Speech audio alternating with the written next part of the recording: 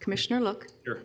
Commissioner Brastad, Here. Commissioner West, Here. Commissioner Schulte, Here. Commissioner Meisner, Commissioner Gamache, Here. Commissioner Reinert. We are all present and accounted for. First item on the agenda is tax claims and abatements. Is there a motion to approve? So moved.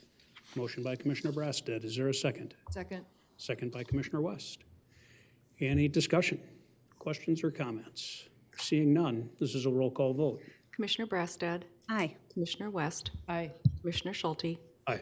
Commissioner Meisner, Aye. Commissioner Gamache, Aye. Commissioner Reinert, Aye. Commissioner Look. Aye. And that item passes. The next item on the agenda is consider accepting the regular claims paid over $500 and purchase card claims paid for the period ending March 12th, 2021. Is there a motion to approve? So moved. Motion by Commissioner Meisner. Is there a second? Second. Second by Commissioner Gamache. Any questions, discussion?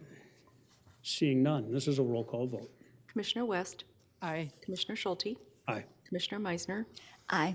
Commissioner Gamache, Aye. Commissioner Reinert, Aye. Commissioner Look, Aye. Commissioner Brastad. Aye. That item passes. Next, we'll look to approve the minutes from the March 9th, 2021 County Board meeting. Is there a motion to approve? So moved. Second. Motion by Commissioner West, second by Commissioner Brastad.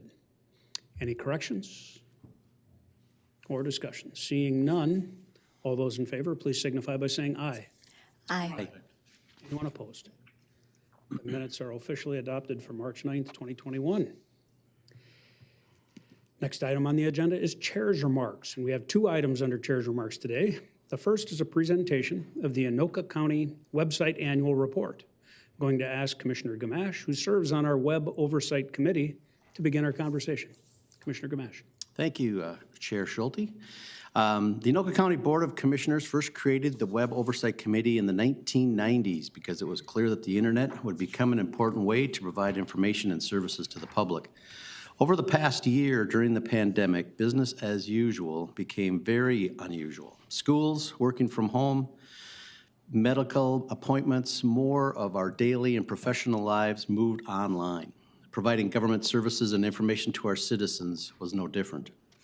Our website, anokacounty.us, became a hub of COVID-19 related information. And here are just a few examples of what has happened in 2020 into 2021. Immediately after we closed our doors to the public, we created an Impact on County Services page that was filled with contact information and details about how we were continuing to deliver our services just in much of a different way. Our public health department created a page specifically to provide more information about COVID-19, the virus, with videos, graphics, and links that were directly to the state. Since our facilities were closed, our website was used to stream all committee and board meetings, making them readily available to the public. To now the creation of a vaccination page that is specific with information about vaccines that are available and an online form that citizens can use to sign up to receive their COVID-19 vaccination at our public health clinics. The website was and remains a team effort. It's a total team effort, actually, from all departments in the county. I don't think anybody within the county, any department within the county doesn't have some fingers in the pie, as they like to say. Today, more people expect the internet to be the first source of information about what we do, and they want to be able to do more business online, something we continue to focus on every single day. Our public website has become our most important tool, and this crucial technology is typically the first point of contact for most of our residents that we serve, including now more than ever, mobile users. We continue to strive to make our website more functional, easier to navigate, and ensure its accessibility to all our citizens. I'd like to invite Barbara Young, our Digital Communications Coordinator, to please tell us more and present the annual website report. Welcome, Barb. Hi, thank you. Good morning, Commissioner Schulte and the board. My name is Barbara Young, and I serve as the Digital Communications Coordinator here at Anoka County.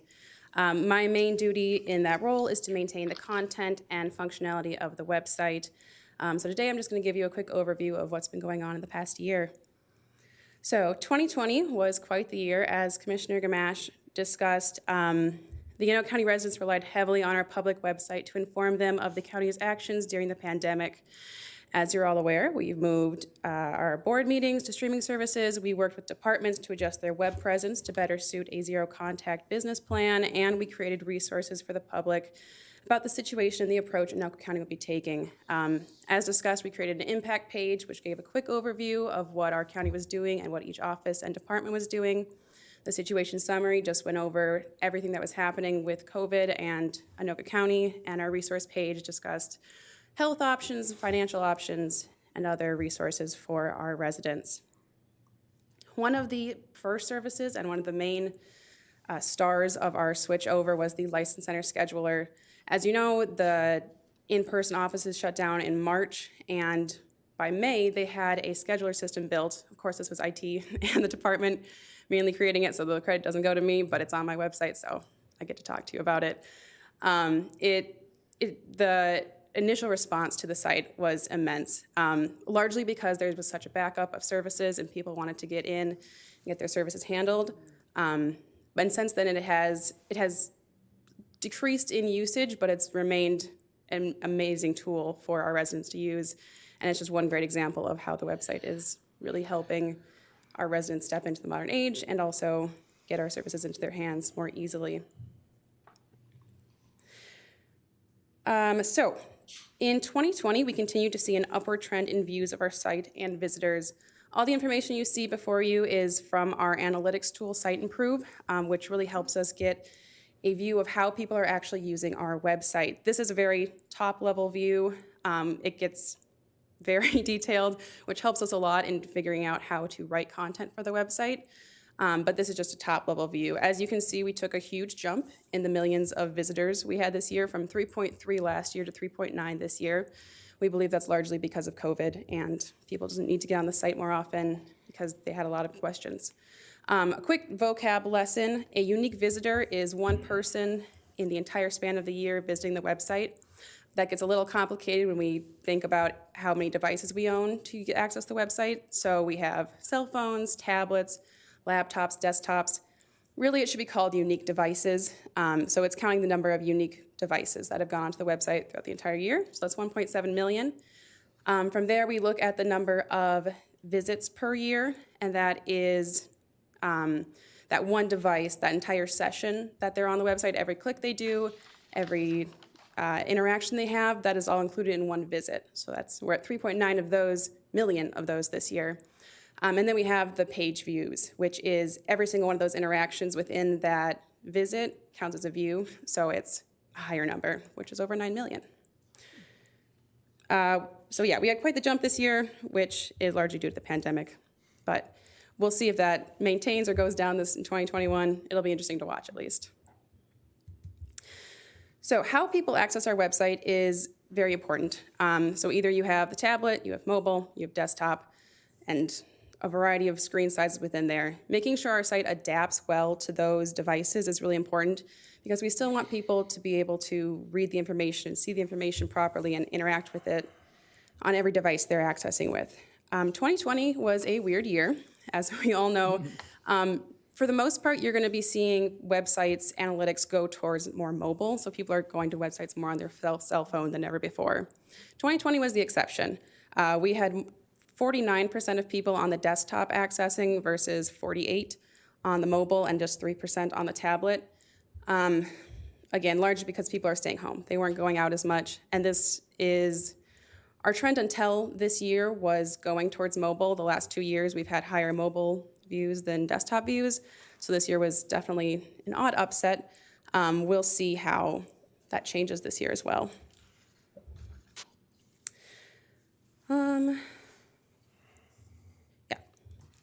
So how people find our website is also very important. As I was discussing our analytics tool, Site Improve, it tells us how people are getting to our site, but it tells us more than that. Once somebody's on the website, I can look exactly at what pages they're clicking on, what pages they're backtracking from, what pages are getting more clicks, what areas on the page are getting clicks, and all that information really helps tell us, are we communicating the messages? Are we getting people to their tasks the right way?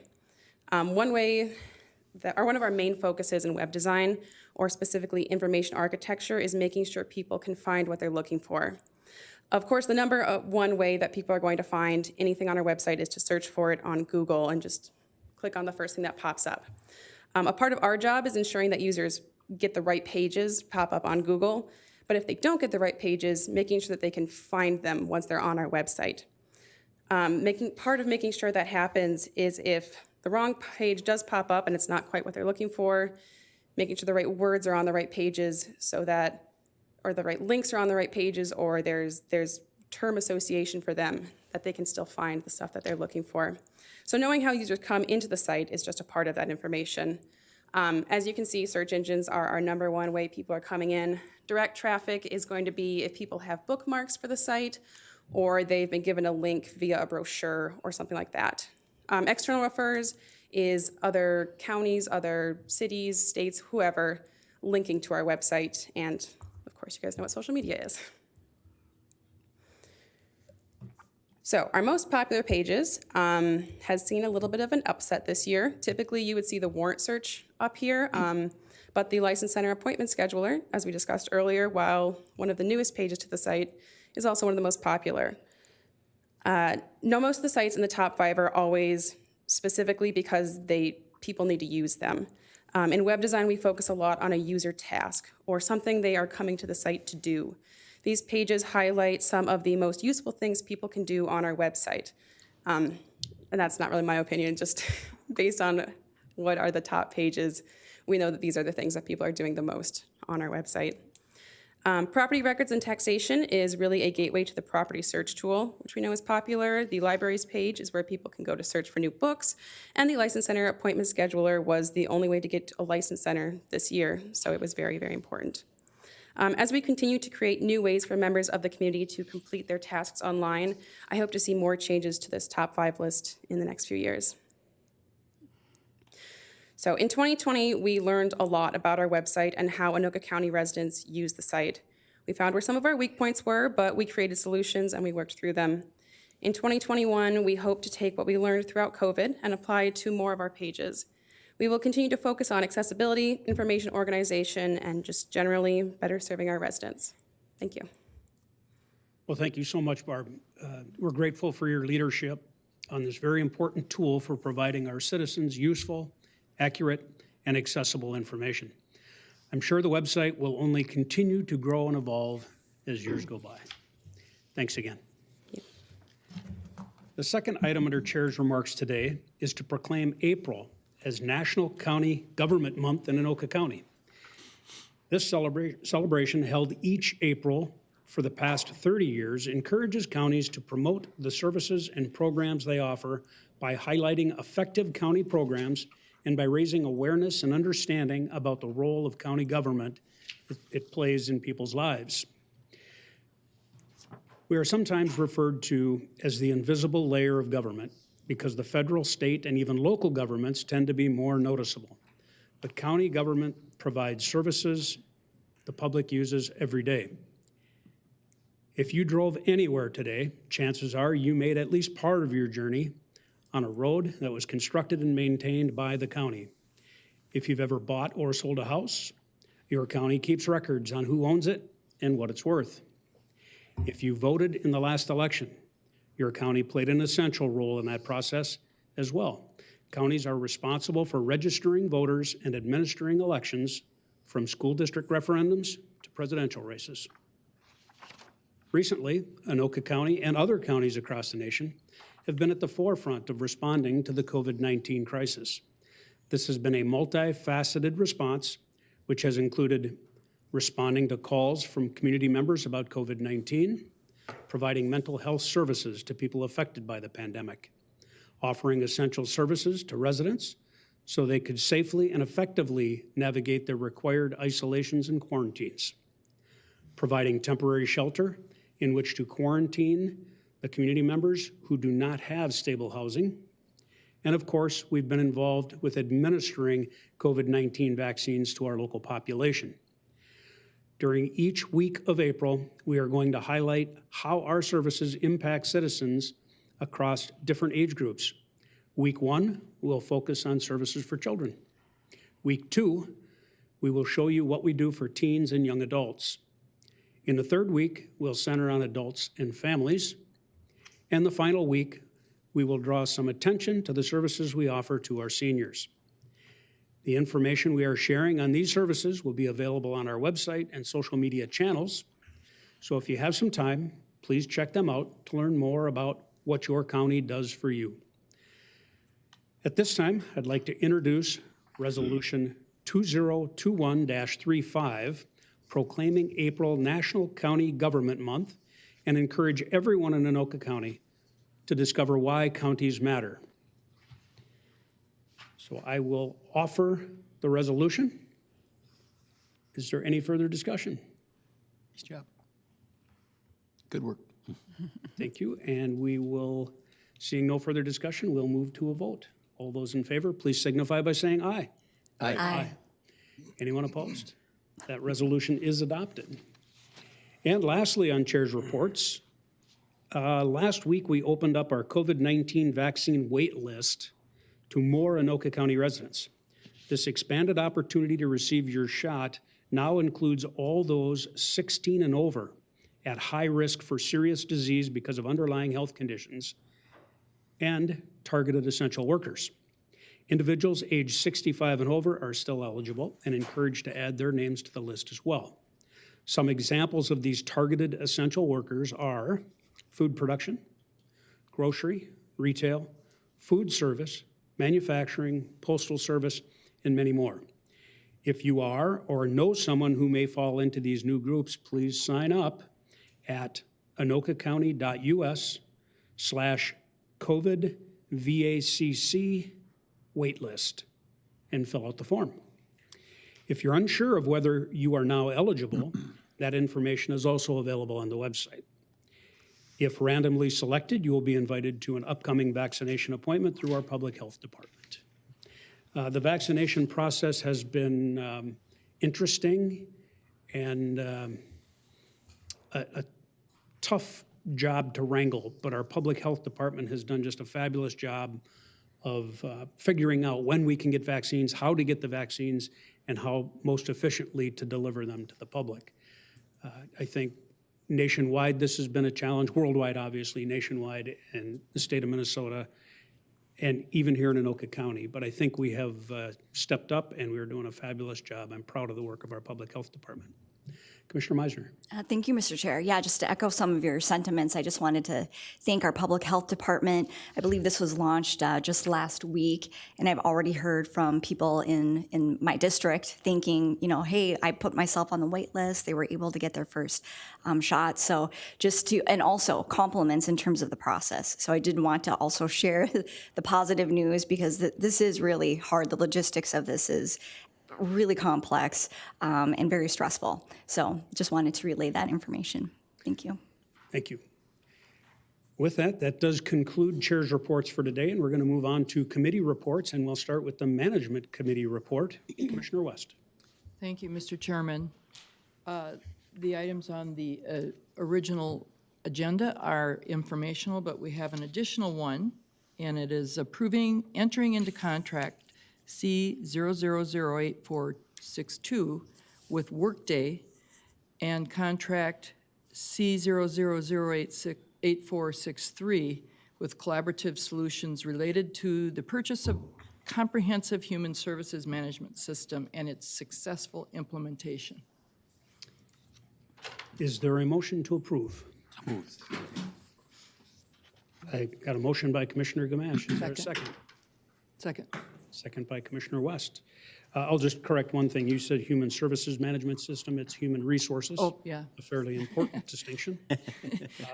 That's why we called them employee services. Yes. With that, we'll go into the discussion phase, and I think we'll start with Steph Bido-Zimmer. Steph, welcome. Mr. Chair, members of the board, good morning. I'm Steph Bido-Zimmer. I'm the Director of Employee Relations. I'm here today with about a dozen slides to cover with you. Some of these slides you have seen, so I will move through those fairly rapidly. We have provided informational updates at some of the committee meetings recently, but I felt it important to still include this baseline information for citizens who may be watching, employees, and for your benefit as well. So we'll start there. So first to talk about the employee life cycle. Employees really enter an organization when they apply for a position. Prior to that, we do planning, strategic planning to make sure business objectives are set, positions that we need, we then recruit for. Employees are onboarded. There's this employee management of how we care for the employees, their data while they're here, talent management, how they learn, grow, and advance, and then transition ultimately out of the organization, hopefully through retirement, not just exiting the organization. The importance of this slide really shows you that these white boxes, there's no system in place to manage some of these pieces today. And there's some pretty critical boxes that you see as part of this life cycle that are in white. Yellow, there's a system in place, though it may not be the most efficient. And red, there are multiple systems, which of course we know anytime there are multiple competing systems, that can be inefficient. So the opportunity really lies in approaching a tool that can handle all of these boxes to make all of them the appropriate color. So what is a human resources management system? In short, it's known as HRMS. It's really a suite of software modules. And so it's used to manage that entire life cycle and all of the pieces on the previous graphic that I just showed. And this technology really supports the ability for organizations to understand its workforce and also stay compliant with laws that are changing, labor regulations, business requirements, and of course keep that data secure. So a brief snapshot, what does Anoka County use now? Today we do have these standalone, often disconnected, paper-based systems. They're often spreadsheet focused, they're legacy systems, and we cobble these together using a lot of human intervention to make it work. These methods no longer support the business needs of the county, nor provides the data security, so we are vulnerable. The opportunity then is to transition to what would be the county's first single electronic system, in HRMS, and this is not just an employee relations tool. All 2,000 employees, 1,000 retirees, and more would be using the system to manage the data, including the managers that they report to, and the employees themselves. So during the past 19 months, we have gone through a very robust process. As I've communicated previously in presentations, we have really done this in the appropriate manner. Gold standard, overturned every rock. We have really not shied away from extending the timeline when I felt it was necessary to really get our hands inside a sandbox of these 2 finalist systems and really see how they work. So we have done this the right way. So that quality assurance is there, I can assure you. So it began in August 2019 when we established a cross-functional work group and steering committee to really look at the potential of an HRMS system, conducted interviews with leaders and employees throughout the county to make sure that we had a full scope and understanding of what the opportunity would be and our vulnerabilities. In October of 2019, we issued an RFP for that gap analysis. We then went through what is vendor evaluation to make sure that we were choosing the right vendor for that gap analysis. And then in March through July of 2020, the gap analysis itself was conducted. Findings from that showcased indeed the opportunity for a system like this and that it would achieve what we would hope for from a system like this. So we moved forward, and in August of 2020, the RFP for an HRMS system was issued. We had fantastic response. We had 10 submissions. From that, we narrowed it down to 3 finalists and went through that vendor evaluation process. And then January through March, after having come through that process with the lead finalist, we worked through statements of work, technology user agreement, HRMS implementation contracts, and did informational updates at both Management Committee and IT Committee. And then we're here today. So just before jumping into more information about the 2 vendors and the contracts that we are bringing for your consideration today, I really want to talk just a bit about the multidisciplinary group that has done the hard, heavy lifting that has taken us to today. As I mentioned, it has been a collaborative effort.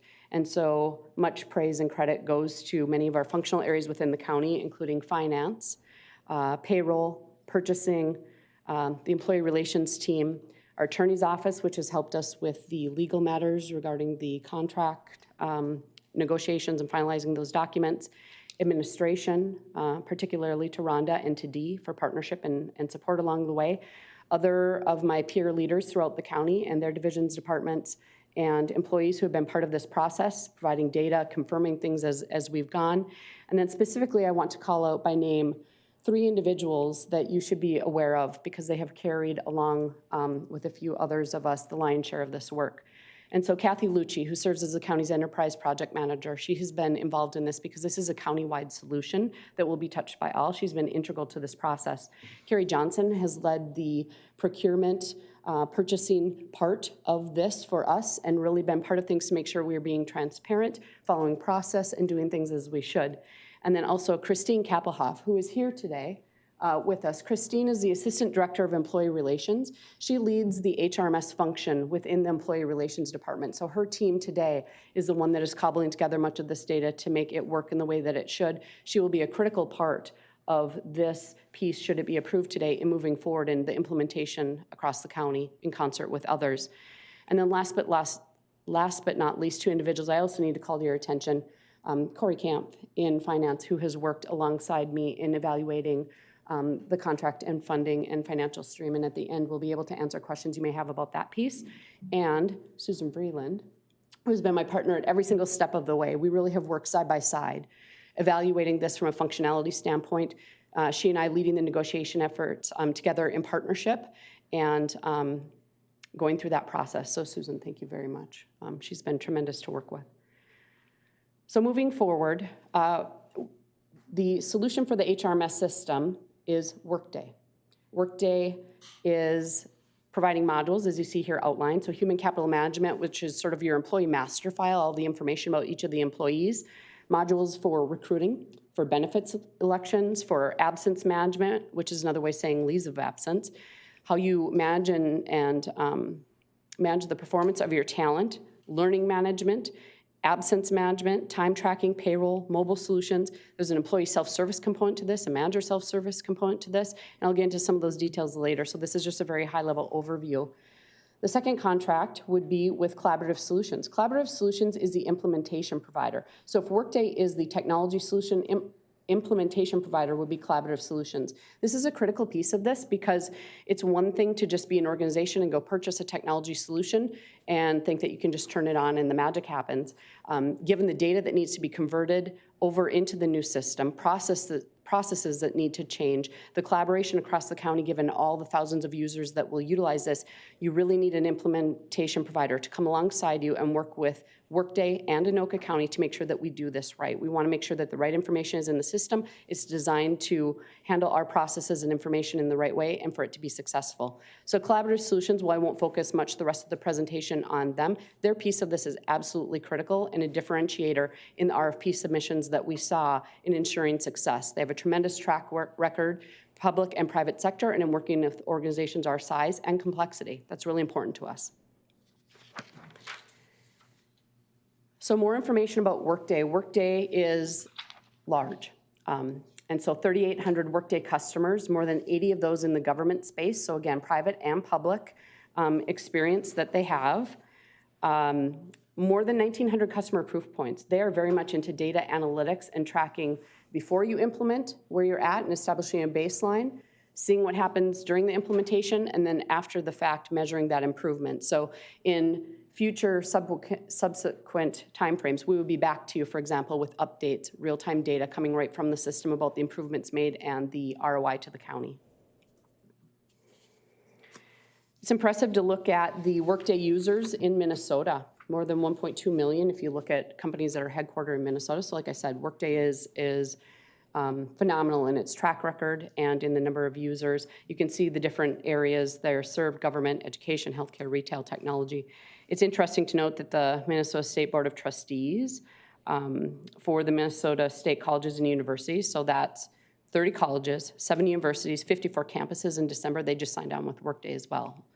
Some of your larger corporations like the Targets, US Banks, General Mills also use Workday. So I have a case study that I'll highlight coming up too from public sector for you, but just to explain that their breadth really includes both private and public sector. So looking at the current state, much time today, the gap analysis has shown us, is really spent on transactional administration, doing the things, pushing the paper, going into these spreadsheets, trying to make the data do the work, calling up somebody, getting the information from them. It's very transactional based. Business partnering occurs, of course, but there's less time for it given all that transactional administration. And of course, strategic initiatives that should be the foundation of what you do, there's even less time for that. Workday can enable and help us progress forward, transform how we do our work, so that in our future state, you can see that looks a lot different. There's more time for strategic initiatives that serve as the base for business partnering across our departments and divisions, and that transactional piece is reduced primarily because of self-service and also automation that would come through this HRMS system. So through the employee life cycle, there are some value realizations. This data comes from Workday, and actual results, like I talked about before, they measured the baseline and then the improvements made. So they're actual government customers. So only looking at the slice of the pizza that is really related to the government customers, not all their private, customers, but the government customers. Here are actual proof points of what these customers have realized. And a couple I'll just call out. There are a lot there that you can certainly read.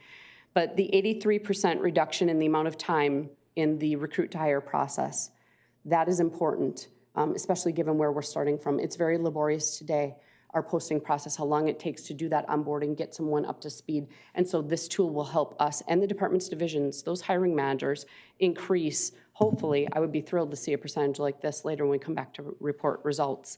Also the automation. So you see 90% automation of those HR processes, 100% self-service, meaning employees can actually initiate a process, make a submission on their own, versus today, they need to email, they need to call, they get a form, they need to find something, cobble it together. There's still that human intervention piece, and employee relations need to help finish that transaction, but the fact that they can get at that data and start that on their own is phenomenal.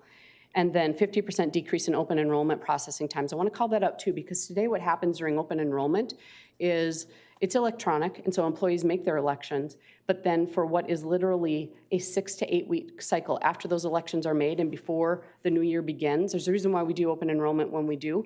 We are literally entering, re-entering, porting over data. That's very inefficient, where with a system like this, again, once you apply, your data is there and it follows through. When you make your elections, it's already in that system. The amount of time and savings that will create to be able to apply to other things that pile up and are waiting for attention, phenomenal opportunity there.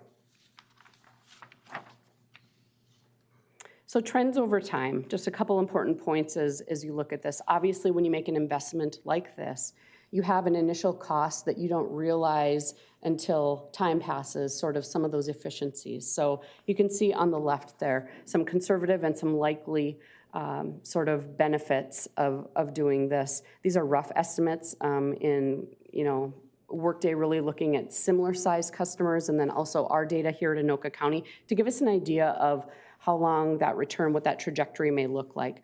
On the right side, what's interesting to really look at here is that if you look at the manual process, which is in the orange color, in year one, 60% of the time is at those manual processes. If you fast forward to year 5, that's likely, estimates are, reduced to 15%.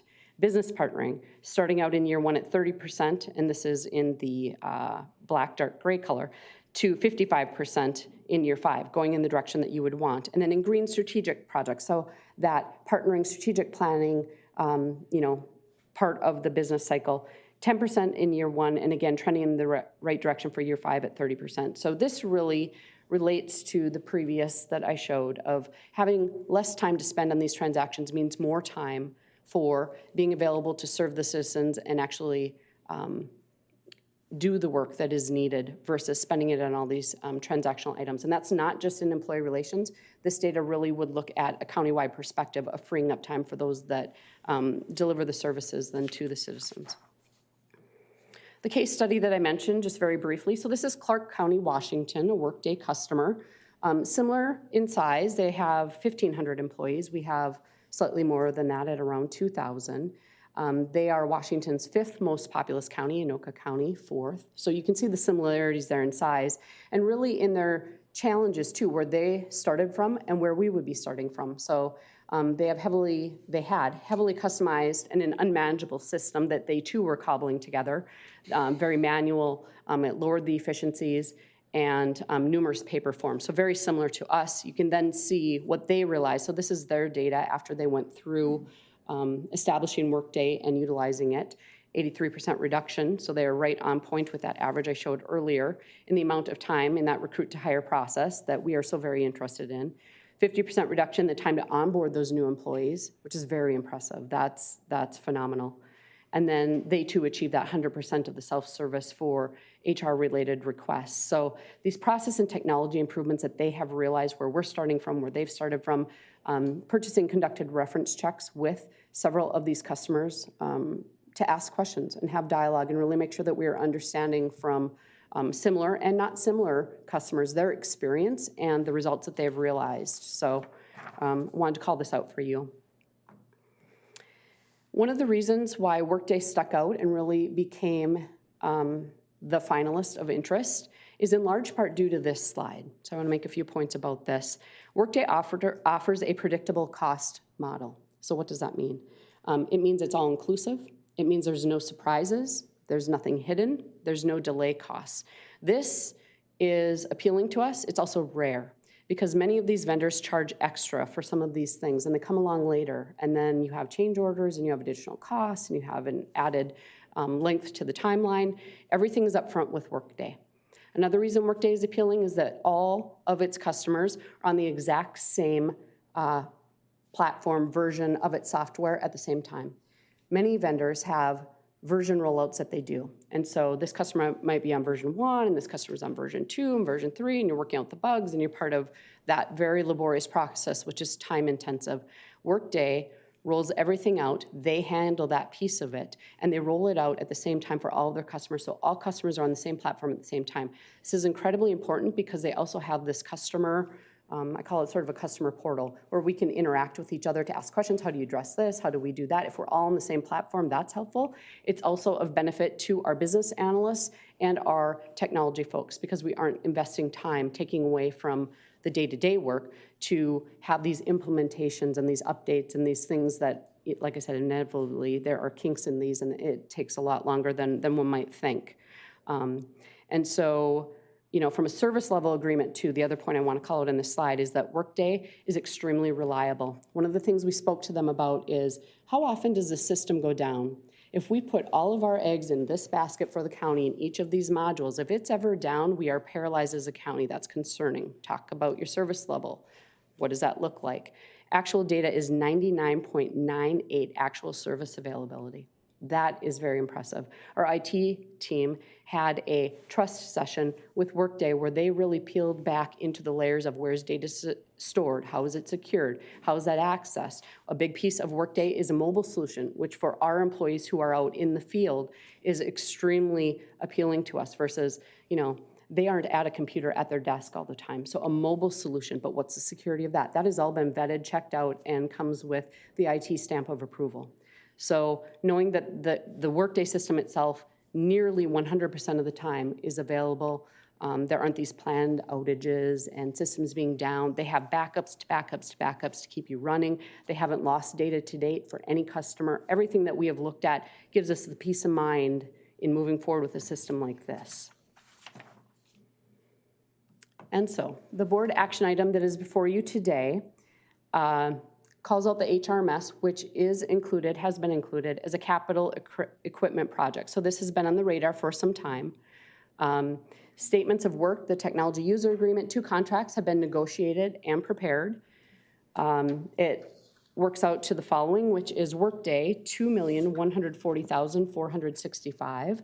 Collaborative Solutions, $1,830,363 for a grand total of $3,970,828. That is over a 5-year term. The payment is milestone achievement based. This is really important because, of course, there are essentially 2 options. It's time and materials, and it is milestone based. So time and materials is essentially, you know, vendors coming forward with their contract and in the negotiation saying, we will apply this many hours and, you know, this much sort of help, support, resource to you. Time and materials, here's the cost you pay. That can often be economical at the outset, but then later, like I said, there are change orders, additions, et cetera, that make it more costly over time. Another approach is this milestone achievement based, which is to say, we need to hit the following milestones over the implementation of this project. Here's what that will be, and when that milestone is achieved and we and the vendor agree, then the county issues payment for that. In our negotiations, we did a really good job converting to this type of a payment and also making it economical. So that difference between what it would have been for time and materials versus this milestone achievement-based That gap is not that large. So again, credit to the phenomenal teamwork of the negotiations that occurred. So this boils down, it's a very large number, obviously. So it's a significant investment for the county. And it boils down to this: for approximately $167 per user per year, which works out to be just less than $14 per month, the HRMS will provide all the capabilities that we have discussed, bring together this information, and provide a more secure way for us to manage this data, reducing vulnerabilities for the county. In addition, it's important to note that there are 5 existing contracts for systems currently in place. As I talked about, we have some of these legacy system, silo sort of individual contracts with some of these tools doing some of this work today, in addition to the things that have been developed in-house. Those 5 contracts certainly add up to offset the overall expense. Annually, $299,064 per year, and over the 5-year term, you can see it's just under $1.5 million that will be offset because we will no longer need those contracts. We will end those and then transition this into what will be the HRMS system. So with that, I would be glad to answer any questions. In addition, my colleagues, both Corey and Susan, are here if you have technology or finance questions as well. As a reminder, we have a motion and a second on the floor. We'll go to discussion. I saw Commissioner Gamache and then Commissioner Meisner and Commissioner Look in that order. Thank you, Mr. Chair. I just want to thank Steph for the great presentation and just looking at how you've worked with everybody in the entire county, because this does affect every single employee. So it's a big project, and I think it's shown that how we pulled together and we got everybody involved.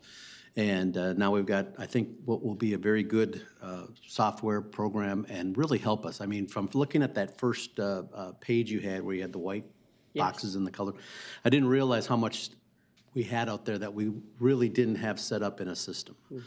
So it's amazing that we were functioning as well as we were sometimes. Right. But nowadays, you have to have something like this. And I think we've got you did your homework, you did a lot of due diligence on this one. So congratulations, I think this is perfect for what we need. I'm looking forward to seeing the results, so thank you. Thank you, Commissioner Gamache. Commissioner Meisner. Thank you, Mr. Chair. And congratulations. So I first heard about this through the IT committee, so I appreciate the thoroughness of the presentation today. And I know that this has just been a project that you've been wanting to do since literally you stepped into your role on day one. I do actually just have one question. I don't know if it's for Corey or yourself, but one of the things as you were presenting, you talked about the milestone achievement. And so that makes perfect sense. You're going to pay for the work after it's done. So I'm just curious, is that just because of this vendor that they offer it, or why don't we do all of our contracts with a milestone achievement is my question. So I don't think I've heard that term before when we're talking about contracts, and that did just stick out to me in terms of, again, making sense. Commissioner Meisner, I'll take a quick stab at it. We have used it on a number of different large computer implementations. One would be the public safety data system that clearly had many milestone payments. Once you get this done and all the interfaces work, we're going to pay you. And now let's move on to the next step. And if you get there and it doesn't work, we're not going to pay you. We did a very similar thing, I believe, with property records and taxation. So there's just a number. The bigger the contract, the more likely you're going to have the milestone payments as you proceed. It's the easiest way to avoid lawsuits, because then you don't have to go back and sue them to get your money back. You just don't pay them until they get the job done. Right. If there's a better, more concise answer, feel free. Perfect. Thank you. Thank you, Commissioner Meisner. Commissioner Look. Thank you, Mr. Chair. I have a little sense of being gun-shy, maybe.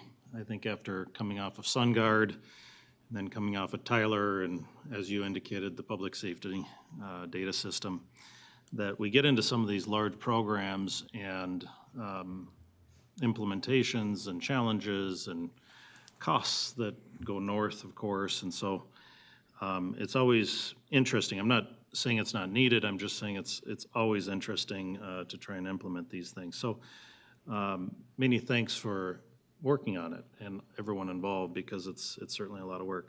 At the last Finance Committee, we talked a little bit about chart of accounts, I think, that are going to be part of this. I just wasn't aware that it was 7 days later coming to the board as a authorize it.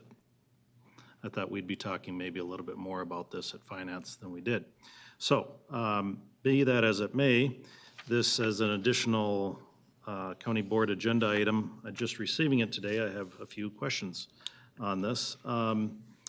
First of all, in the past, we've used programs that other counties have used, or we've collaborated with other counties that have used successful programs or have, you know, gone through the painful process of startup to iron out the details, and then as counties, we can come alongside other counties and utilize.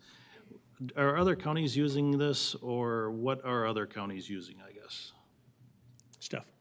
So certainly there are a number of solutions utilized by different counties. Dakota County, for example, has just recently gone through a process like this to evaluate vendors. I believe Workday was a finalist that they were evaluating. Don't know what they have gone with. So there are a number of different solutions. Many of the vendors that were part of the 10 RFP submissions that we received were very common names and utilized by many of these other public sector, city government, county government. So wide variety, really, they offer different things. So the solutions are going to vary a bit in what each organization picks, but there's a likely pool of these solutions. Many of these organizations have had these for years and years. So not all have come from the place that we have of, you know, doing more of it in-house. They really have been relying on some of these other systems that we weren't surprised to receive RFP submissions from those vendors. Okay. Mr. Chair, that kind of gets a little bit to my gun-shy comment, because if we're blazing new trails, and I'm sure that their you know, advertising information is spot on, but obviously when the rubber meets the road, it can be different. That I just get a little reluctant. Blazing new trails in IT world generally has its bumps. As far as funding source goes, I see the $3.9 million over a 5-year term. That's $795,000 a year. Is that correct? I'll let Corey speak to how it's divided out over time.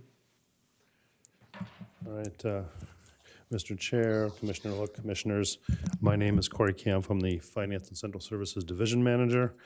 The way the contracts are breaking out, just to give you an idea, the $1.8 million collaborative solutions is the implementer project, so that is what will be paid over the first 12 months as we implement, and that's what the milestones are all based upon. That is the contract that does it. Workday is more the subscription model because it's a cloud-based operation, and so there will be an upfront payment of to deal with some training and just, for use of the system. And then the rest of the 1.9 million will be like 423,000 starting out a year with a small incremental increases each year. So it becomes basically a subscription that we pay. So about approximately 2.2 million is planned through a carry forward model that we had talked about last November, that we had a contingency for about 2 million. It's coming in about 2.2 million on this, okay, for the HRMS system. So that was something we had talked in budget. The rest, as we get to the 22 budget, 23 budget, this will be replaced. The 299,000 annually will now be just a little bit more, but by going a little bit more, we also gain a lot more functionality. And that's really what the thing is. So it's about 123,000, 124,000 for 2022, and then it's like 133,000 more for 23 based on the contract, just to give you an idea. So that's really how this is all set up financially. Thank you, Corey. So Commissioner Mr. Luck. Chair, divisible over 5 years, it's $795,000 basically a year, but we're paying the 1.8 up front, and then we have the subscription base for Workday on a 5-year contract. Do we anticipate that contract, once you're in with them, once you're set up with them, do we anticipate that contract going up after 5 years significantly? Has there been any, other users that might be able to comment on post 5-year contract negotiations? References, maybe? Corey or Steph, have you heard anything from other entities on their long-term negotiations? I do know, Mr. Chair, Commissioner Look, I do know that when we've been in these contracts, we go into the 5-year negotiations, and we all start with a very reasonable. A lot of these cloud-based, and from our current experience, has been that they're not going to go jump 10, 15% on you. They're not going to, you get into this, is it 3%, is it 4%, is it 5%? What's the negotiation? And, because really, in a sense, you could leave it any day, the way it's set up with subscriptions. You could say, oh, I got another guy, I'm going to go over here and do that. Obviously, with the size of implementation, it's not something people do, and they know that. So they're going to be reasonable with you. We have not seen that change. We have not heard that is different. And our experience with other systems seems to be that way. So yes, I think it's a risk, but that's the model that is going on in our country today, and I don't see businesses risking hitting their clients with huge increases because it creates more issues for them from a business standpoint too. Steph?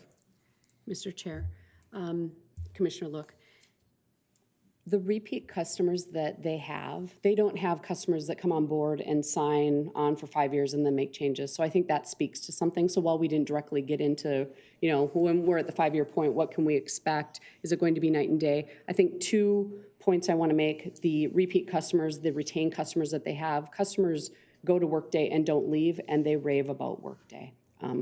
So there's that piece of it. And then the other really is their subscription pricing, and what we negotiated with them is based on the per user numbers. So if we see, all kinds of increases in users, we could expect to pay more. If we stay the same or it lowers, obviously that's, leverage that we have during the negotiation that we will undertake in advance of that 5-year time frame. We're not going to wait until the very end of it to start that. But those 2 points, I think, give me confidence. Customers wouldn't stay if there were, price increases that made it not equitable or reasonable to do so. Okay. One last question, Mr. Chair. Look. In the last board meeting, we passed the need to hire 5 new additional positions, citing overwork and long hours and that sort of thing. Per the slideshow that was on here, there was significant savings of time that we're going to be seeing. How do we reconcile that? Steph? Mr. Chair, Commissioner Look. So the reason behind the ask for that, certainly the amount of overtime being put in by staff is a component of that. But the real premise, if you recall from that board action item at that time, was employee relations is one of the few departments or divisions that needs business analyst support to help with a system like this, and we don't have those resources today. Other departments and divisions have multiple of these roles and have systems that are not as robust as a system like this. So some of those positions, 3 of the 5, dedicated to providing what employee relations didn't start with. 2 of the other positions met business need requirements that we have to service those departments and divisions and keep up with the work, because we aren't able to do so to manage the data, to manage the support, to do the recruitment in a timely manner, and to be those strategic business partners. So yes, certainly overtime a part of it, not being able to have work-life balance for the employees that is out of sync with what should be expected of staff over too long of a duration of time. But just want to call out again that the majority of those positions, 3 of the 5, were because employee relations didn't already have for years now, even managing the time and attendance system today, other open enrollment systems, the systems that are part of these 5 contracts I've spoken about, let alone a system like this. So it really resolved all of those issues in one: reducing the overtime, being more efficient with the staff, tending to the needs of those departments, divisions who then serve the citizens, and then also tending to what this HRMS system and putting roles into the department that we literally had none of. So, Mr. Chair, I Commissioner guess just in terms of the collaborative solutions and that sort of thing that we're hiring to implement this, that's not, I guess, equal to these 3 positions that are going to be setting up these accounts or working with the system? They're not going to be, we're not paying for that service, you're saying? Steph? Mr. Chair, Commissioner Look, it will take all of what Collaborative Solutions brings to the table. Part of our IT resources, the business analysts, and 3 roles dedicated to this within employee relations, and parts of every department and division across the county to bring this to bear. And so we, meaning Susan and I, during the negotiations have spelled out, here's Anoka County's responsibilities. We've spoken with our leadership peers to talk about, you can anticipate we will need this assistance from your staff, and here's what employee relations will do during implementation and then long-term. So all of that is needed to actually bring it to bear and get the implementation completed. It's massive. Thank you, Commissioner Look. Commissioner Meisner and then Commissioner Reinert. Thank you, Mr. Chair. Yeah, just commentary about one of Commissioner Look's questions in regards to can you predict after the 5-year contract? And I just wanted to state, I think it's really impossible or hard to ask for anyone to predict what that might look like. I mean, our contracts, whether they're 3 years or 5 years, after the contract is out, then we reevaluate. And I think, Corey, what I've seen too, the average is 3 to 5% increase in that. But just commentary again that I think it would be really difficult for anyone to predict what it would look like after the 5-year contract. Thank you. Commissioner Reinert. Okay, couple things.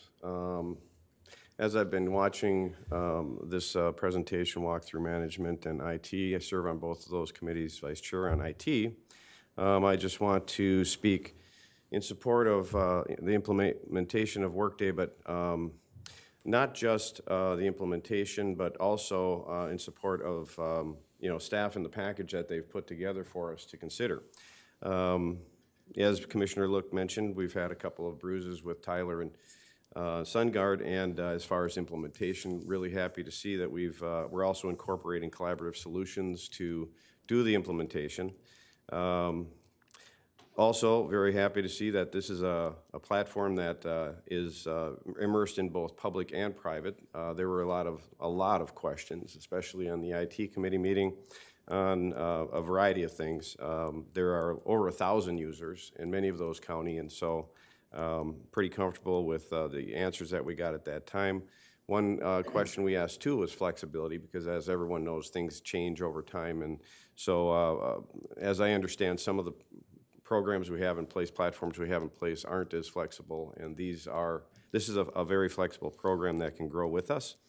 There were over 12, I think it was, different companies considered, and then these basically Workday and a couple of others rose to the top, and they did do, what do you guys call it when you set up a platform to actually play with? The sandbox. Yeah, the sandbox. And so they were able to actually use it and get familiar with it, and then kind of see what it was going to be as it was implemented. Also, the efficiency. This one does cost a little bit more than the platforms we have in place for various different uses. But then, as Corey mentioned, the efficiency on the back end, I think, is going to override that cost, and we're going to get that back just in efficiency, because the efficiencies that will be attained by the implementation of Workday, I think, are going to be, well, we saw some of the stats, sometimes up to 80% efficiency. So, and then just one more thing, implementation itself. Sometimes these things extend out, and I think that was mentioned in the IT committee meeting that implementation would be complete with the approval today by the end of the year. Is that right? Okay, so that's one thing just to mention too. This isn't going to be something that drags on.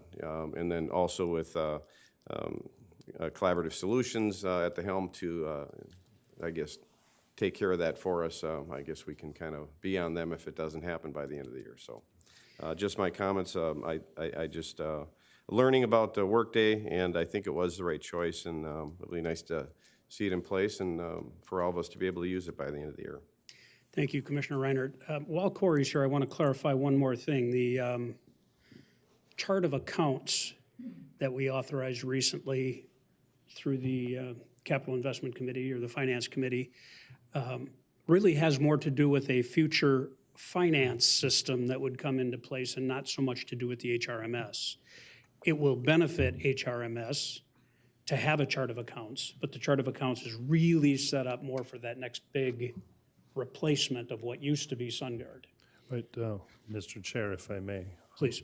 For the commissioners, yes, what we did is Plant Moran is a consultant that we hired to do a financial assessment on our financial system over the last year. There's going to be more coming to the board in the near future.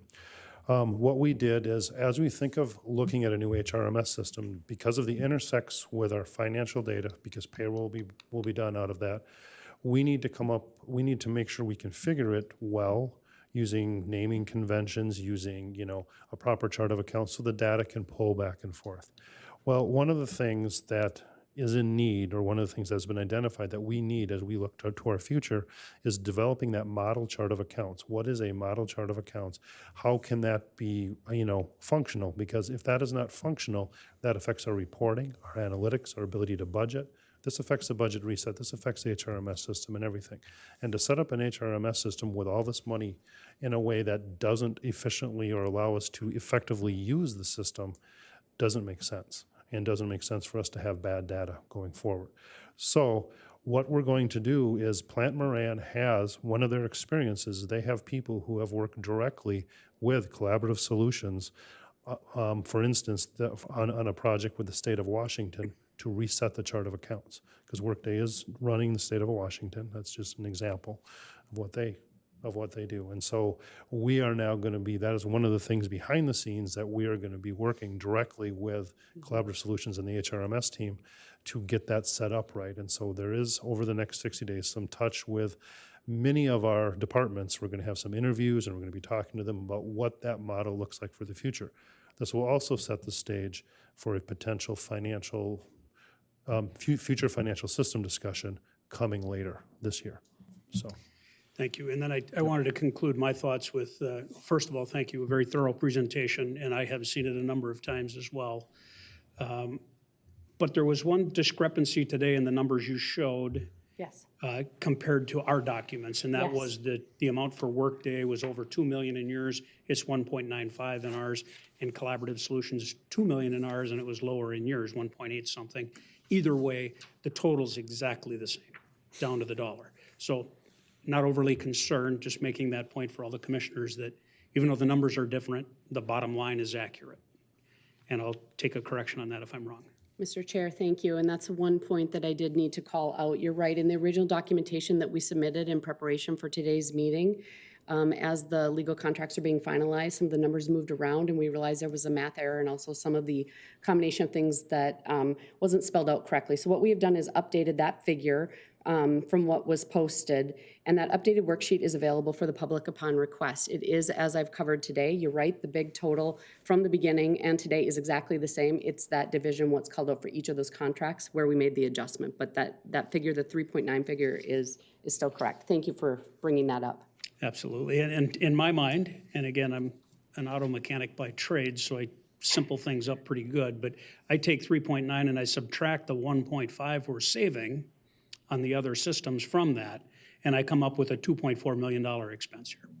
That's my simple math. It's not 3.9, it's 2.4 because we're not going to spend that 1.5 on current systems that we're operating. That will conclude my remarks. Are there further comments? Mr. Chair. Commissioner Look. Sir, I just want to comment on Commissioner Miser's commentary as it relates to being involved in costly systems and knowing what the futures are. Again, I think after 11 years of being involved in this, I've heard on all the other systems how wonderful they were going to be too.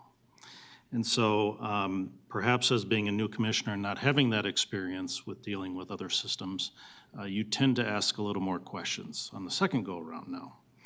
And I would suggest that it's probably prudent, considering that we're spending $2 million of public dollars, including 3 full-time ongoing employees for this implementation, that we verify that this system is not going to be something that will switch out after 5 years.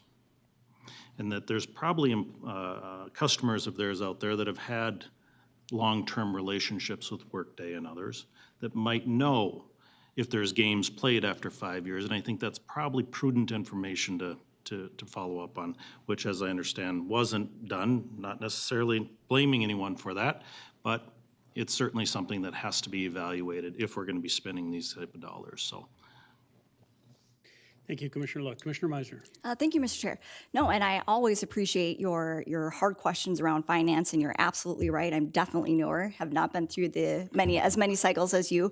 I still stand by my position, though, in terms of I think it's hard to make any of the people in this room try to predict what might happen in 5 years, was my point. But your question is valid. Thank you. All right, we have a motion and a second on the floor. Is there further discussion? Seeing none, this is a roll call vote. Commissioner Schulte, Aye. Commissioner Meisner, Aye. Commissioner Gamache, Aye. Commissioner Reinert, Aye. Commissioner Look, Aye. Commissioner Brassad, Aye. Commissioner West. Aye. And that item passes unanimously. And Mr. Chairman, that concludes my report. Thank you. That brings us back to our regular agenda, away from the additional agenda, and we will move on to the Transportation Committee report. Our Transportation Committee did have the opportunity to meet on Monday, March 15th at the Bunker Hills Activity Center. And we came away with a couple of items we'd like you to consider today. Under the Highway Division, the committee recommends award of a contract to Egan Companies for the signal modification project at the intersection of 7th Avenue and 38th Lane in the city of Anoka. Is there a motion to approve? So moved. I have a motion by Commissioner Look. Is there a second? Second. Second by Commissioner Gamache. Would all of you like to hear about this from Joe? Yep. Thank you, Commissioner Gamache. Joe, tell us more about this project. All right, thank you, Mr. Chair. Good morning, fellow board members. My name is Joe McPherson. I'm the Transportation Division Manager and County Engineer. So this project here essentially is going to extend the useful life of this signal system. And there is one correction on here. It's my mistake. It's 38th Avenue. 38th Lane is just north of there. So I think Mike got that. But essentially this project here, we were looking at actually reconstructing the corridor all the way from Bunker down to Highway 10. And we were looking at trying to fit that in before the Highway 10 projects unfolded. But as we dug into it more, started working with our local partner at the city of Anoka, we realized it's going to take more time. There's a lot of properties impacted there. And the signal system that exists at the entrance to the Anoka High School, the circuitry that's in the system right now is so old, this is over 30 years old, that it's starting to actually flicker when there's a windy day. So if you drive by there, sometimes you'll see the bulbs or the indicators on the signal system actually flash. So this project will help extend the useful life of this signal system for 5 to 10 years until we reconstruct that corridor and either widen or change the feel of 7th Avenue. I will comment that it's a little bit of a bitter pill to swallow to spend $100,000 for short-term maintenance. But at the same time, one major accident there because the light flickered or went out when it wasn't supposed to, and that $100,000 would have seemed really, really cheap. So I think this is a prudent maneuver, and hopefully we can get that road reconstructed here in the next decade and have new systems there to work with. Commissioner Look. Mr. Chair, thank you. I agree with you on the public safety comment. Joe, as it relates to kind of some of the investments that are made here, are we able to recoup some of those investments when we go through and you know, change this road? Are we, I mean, the control boxes obviously could be reused, or what, I guess, it's not 100% loss is what I'm asking. Yeah, correct. Joe. Mr. Chair, Commissioner Look, that's a great question. So you're correct. A lot of the investments here will not be a total loss, will not be a loss. We salvage the cabinets, the signal cabinets. We will reuse the parts because as we all know, we have actually over 240 signal systems in Anoka County. Many of them are of the same era as this signal system, so we can reuse those parts and equipment on those signals as well. And we do that on a weekly and monthly basis. We're constantly fixing signals, changing signals out, that type of thing. So good question. Can I boil that down one more point? And I'm not sure if Commissioner Look was leading this way or not, but will whatever repairs we do to this system now be able to be reused at this intersection when it's redone 10 years from now or 7 years from now? Or really will we get, when we redo it all, we'll get a brand new cabinet, brand new wiring, brand new signals when we redo it in 7 years? Okay, thank you, Mr. Chair. I don't know if that's where he was going, but that's where I thought he was going. Yeah, so another great question. So depending on what the roadway looks like, what the configuration is, we could utilize the cabinet and some of the circuitry It all depends on if we start adding turn lanes, whether it's left turn lanes, right turn lanes. Right now, the corridor is pretty narrow. It's 2 lanes in each direction with no turn lanes. So depending on what that ultimate scenario looks like, it may be a brand-new signal system altogether, but there will be parts in there that we can reuse. Or maybe a roundabout? Yeah, We don't need signals Yep. at all. that'd be great. Commissioner Gamache? Thank you, Mr. Chair. Joe, just one quick question. When, I remember going through this in Andover when the school first opened at the high school and where the traffic flowed and how the buses came in and everything. And I'm thinking that when they did Castle Field Boulevard, that kind of runs on the, north side of, are buses coming through both areas? Are they entering in one area, exiting another area because of, just to keep the flow going? Because I know that gets to be 7th Avenue obviously is a busy road. And when you have buses added to it, have we requested that they change, or are they already changed? I'm not even exactly sure what the flow would be. Joe? Yeah, Mr. Chair, Commissioner Gamache. So from what we've seen, buses are entering and exiting both access points. To the north for those that head out towards Ramsey, northern Anoka, and then it heads out that east access, this one here on 7th Avenue. So they're using both access points. Okay. As well as the students that park in the lot, they're using both access points. So we have not requested that they utilize one over the other, Okay. but something in the future that we could consider. Just a quick follow-up. I mean, obviously, when this road does expand and to get to 4 lanes, that would make things simpler and easier for the flow. But at this point in time, but I just curious if they want to. And I'm not even sure when Anoka is going to be completely open to students. And I see that we're starting on April, 21st or something like that, that we're starting construction this year, sometime in April. So there could be still students going in and out, but we don't plan on taking the lights down for any long period of time, or how are we going to plan that after school's out to do that kind of work? Yeah. Joe? Mr. Chair, Commissioner, yeah, correct. We would try and avoid the peak times for the school. If it does have to go into a flash during the day, we'd try and have it back open for the peak hours or when school lets in or lets out. Thank you. Yeah. We do have a motion and a second on the floor. Is there further discussion? Commissioner Meisner? Thank you, Mr. Chair. I just have one quick question, and just be general, because you mentioned there's 240 signals in the same area. So does this mean that we're gonna have a signal project across Anoka County, or it's just a come as it goes, case by case basis? Joe? Yeah, Mr. Chair, Commissioner Meiser, great question. So the 240 signal systems plus that we have, they're a variety of ages. They age from 1 year old from what we constructed last year all the way back. Some are over 40 years old. And so in our capital improvement program or our highway improvement program, each year we'll have 1 or 2 signal systems that in many cases are replacements of existing. So we're continually looking at that, but that is a part of our program that we need to watch. Thank you. And while we're on that topic, before we vote here, I'll just bring in one of our informational items here. We did have a conversation at our Transportation Committee about the outcome of a study on cost participation of cities participating with the county on projects like stoplights. And that study will be made public before too long, and it'll be brought to the cities and then brought to the whole board so we can all see it. But just understand that we have a very, very fair system in Anoka County compared to other counties. So with that said, is there further discussion? Seeing none, this is a roll call vote. Commissioner Meisner, Aye. Commissioner Gamache, Aye. Commissioner Reinert, Aye. Commissioner Look, Aye. Commissioner Brastad, Aye. Commissioner West, Aye. Commissioner Schulte. Aye. And that item passes. The second item for you to consider today is the committee recommends approval to enter into a joint powers agreement with the city of East Bethel for the construction of Davenport Street Northeast, which is a new frontage road extension along the east side of Trunk Highway 65 from 187th lane to Viking Boulevard in the city of East Bethel. Is there a motion to approve? So moved. I have a motion by Commissioner Brasted. Is there a second? Second. Second by Commissioner West.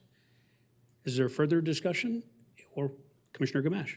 I would just like to have Joe tell me how they're going to go through the golf course. Joe? Yeah, thank you, Mr. Chair, Commissioner. So they are going to skate around the west side of that golf course. It does interrupt those two holes. I'm not sure what the agreement is with the golf course there. Maybe it's going to make for a shorter drive, which would help my game tremendously. But yeah, good question. Is there further discussion? Commissioner Brasted. Thank you, Mr. Chair.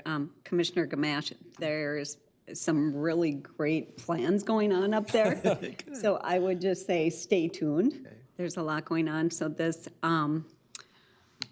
road is really going to help out the city of East Bethel and help promote their economic development on that corridor.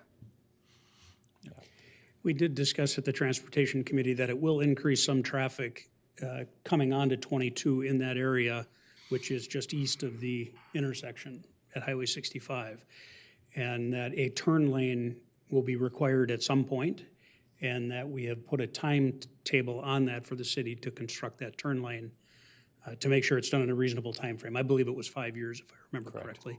Correct. So we will get that turn lane in. It's just not something that'll happen immediately upon construction of the service road. Correct. Further discussion? Just one. Commissioner Gamache. I know that a lot of times, Joe, we have a distance between major intersections that we allow roads to come out. And I'm guessing by pushing this over east further through the golf course, that's doing that it's getting far enough away from the Highway 65 intersection. Also, the question is, at the area, I think it's 187th Lane Northeast, I think that service road, does it still have access? Is that where it has access to 65? And you could cross still, I think, at that point too? Are we gonna leave that open, or are they gonna close that down? Yeah. Joe. Mr. Chair, Commissioner Gamache. So, correct. I'll start with the setback from the intersection there was 65. So, yeah, typically what we like to see is a quarter-mile spacing from the major highway like that. What that does is it provides that access spacing that we need for future construction of an interchange at this type of location, that type of thing. So really, we're looking for at least that quarter mile, which this will help do. I think we're right at that 1,200 to 1,300 foot spacing. In regards to 187th there, whatever access is on Highway 65 now will remain.